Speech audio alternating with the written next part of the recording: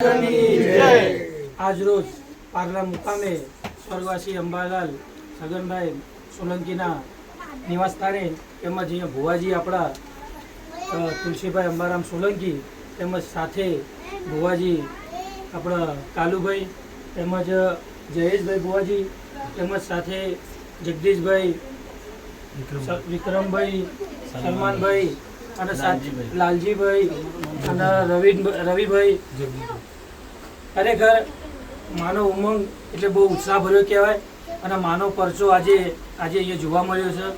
ગામ બસુથી અમૃતભાઈ ડાયાભાઈ મકવાણા તેમના સુપુત્ર ભાવેશભાઈ અમૃતભાઈ મકવાણા તેમના ઘરે માએ કહેવત છે ને કે જેના ઘેરે શેર માટેની ખોટ હોય એ માં પૂરી કરે છે. ખરેખર ધન્યવાદની વાત કહેવાય છે.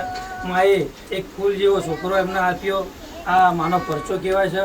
એટલે આજે હરખ હમાય નહીં એવું એમને હર્ષો ઉલ્લાસથી માના ઘેરે ભુવાજીનું માન સન્માન કર્યું, તેમજ તેમના સાથે આવેલા ભુવાજીઓનું માન સન્માન કર્યું. ખરેખર ધન્યવાદની વાત છે.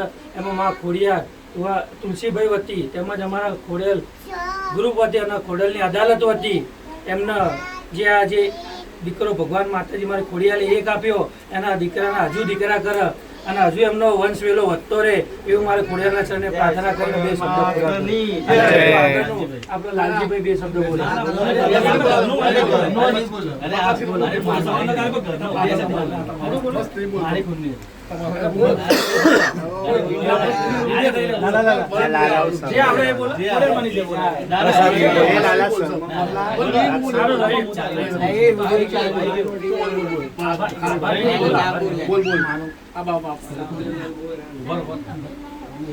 બોલો ખોડિયાર માતાની જય.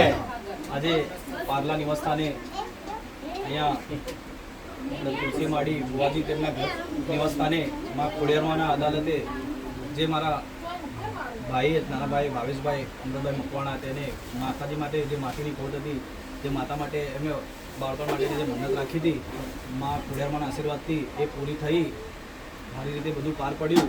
અને એ જ મન્નત પૂરી કરવા માટે આજે 100 મહિના પછી માડીએ મને કીધું હતું કે 100 મને થાય પછી તમારી જે આદા પ્રમાણે જે ફૂલની પાકડી તો વધુ ના કહેતા પણ જે મારા ભાઈથી અને મારા પપ્પાથી અમારે જે થયું ફૂલની પાકડી મા ખોડિયારમાં માટે જે અમારા જે અહીંયા શ્રદ્ધાથી જે અમારે જે ફૂલહાર કરવાના હતા, માડીનું જે સન્માન કરવાનું હતું, અમે અહીંયા આજે આવ્યા એનું તે બે દિનથી અમે સન્માન કર્યું અને તે માડીએ પણ સારા આશીર્વાદ આપ્યા, ખોડિયારમાં સારા આશીર્વાદ આપ્યા, અમારા ધારેલા કામ પૂરા થયા. એટલે વધુ નહીં કહેતો પણ આવી રીતે જ મા ખોડિયારમાં આવી રીતના સદાય અમારા પર આશીર્વાદો બનાવી રાખે એવું હું મા ખોડિયારમાં પાસે પ્રાર્થના કરું છું. અને બોલો ખોડિયાર માતાની જય.